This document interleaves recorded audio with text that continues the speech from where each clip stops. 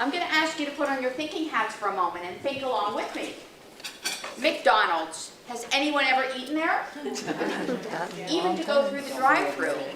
I know with my grandkids, we've gone through the drive-thru, paid the 99 cents, not taken the food, but accepted the toy, which probably had a value of less than 3 cents. No questions asked. But McDonald's, one thing they do have is a system. If I ate at McDonald's in Sydney, Australia, or went to McDonald's in Sydney, Australia, and I also went to McDonald's in Beijing, I would get the same French fries, the same hamburger, the same service. If I did that in Seattle or I did that in Chicago, again, exactly the same.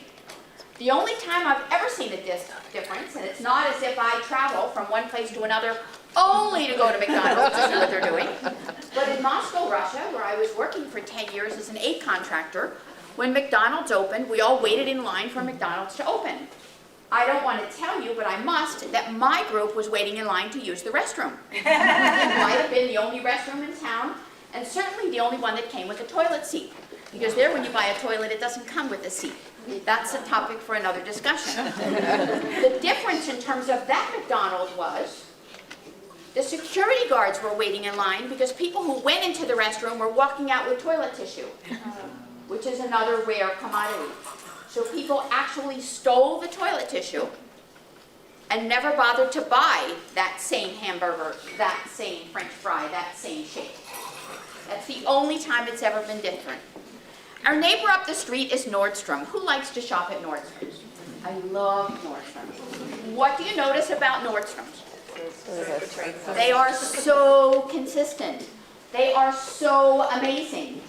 What allows them to empower an employee to act on their behalf to ensure good customer service? How do they get it? How do they get, as in Colin's book, from good to great? How do they become the company that makes people want to shop there?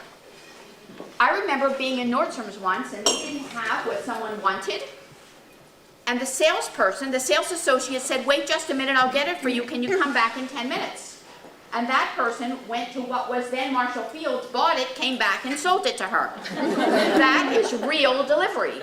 That's what we all want to do in each of our businesses, correct? So Nordstrom. Let's look at Costco.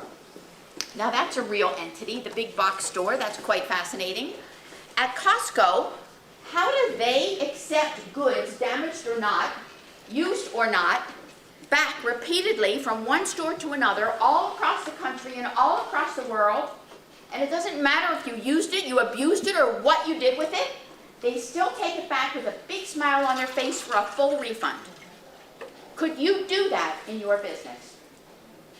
How did they manage to do it? Certainly part of how they manage to do it deals with this bulk buying, which is why you don't often see the same thing twice. It's whatever was a deal is what we're going to sell this week. But they do have a very, very generous return policy.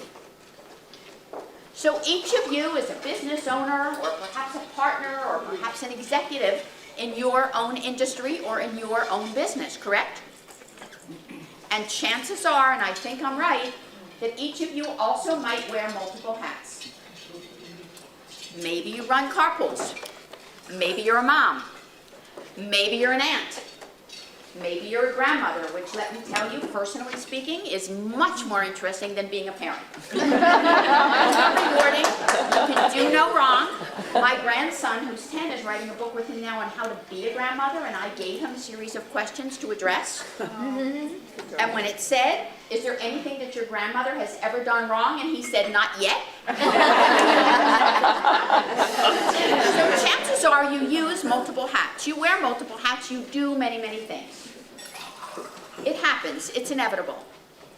So I think that if you wear those hats, and if you're familiar with those roles, maybe you also heard of a little girl named Dora the Explorer. Dora and her wonderful cousin Diego. And Dora is an amazing person who accepts every challenge, everywhere. She too is quite universal. She's very global. And every time she has a challenge before her, she finds ways in which to solve her problem and to get what she wants and to reach her goal.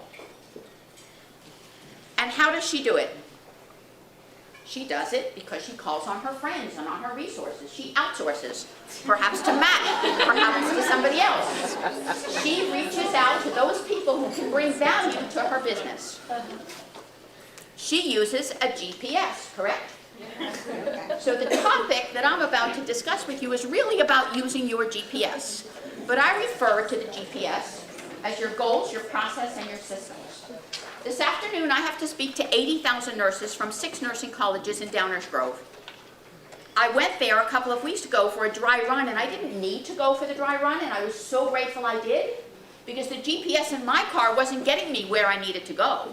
It didn't say, follow the map to Fifth Third Bank and to Microsoft, and when you're sandwiched between the two of them, you'll be in the building where you need to be, because those systems don't often work. But we all know that we must have goals. You've heard from these 3 wonderful speakers that it's not a really good idea to start out with a business and an idea and think, I'm really great at something, I'm going to start my business, and I'm going to fly by the seat of my pants. That is not the way that it works.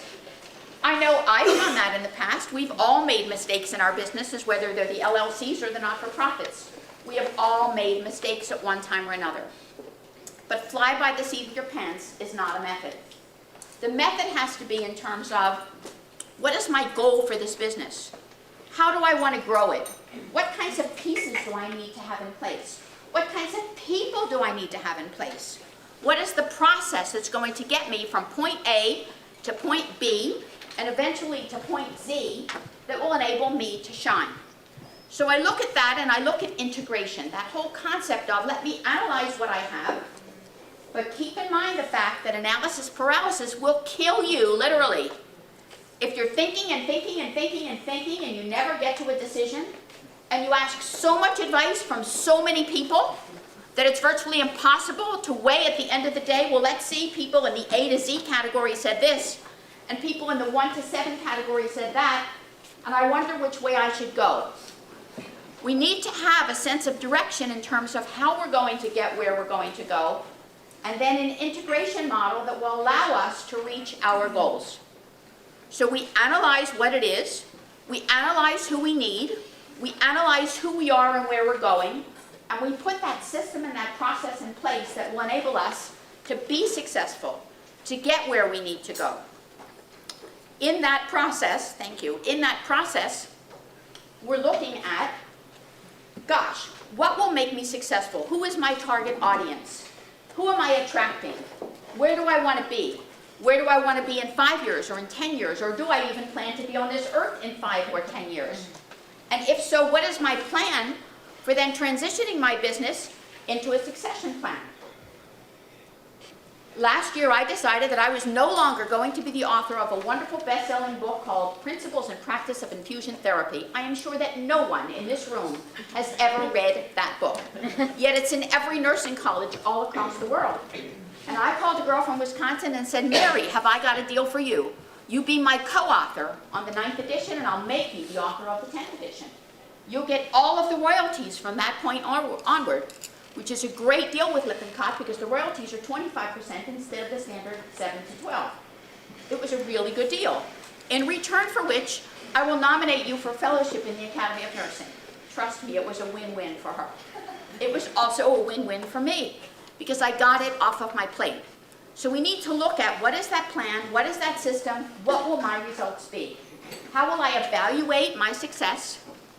How will I overcome my challenge? How will I prepare for the change which we all know is inevitable because change happens? And then how will I celebrate success, recognize and reward my staff, my people, and even myself?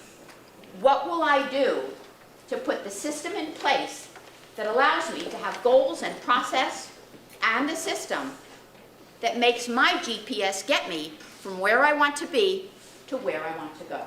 Thank you so much.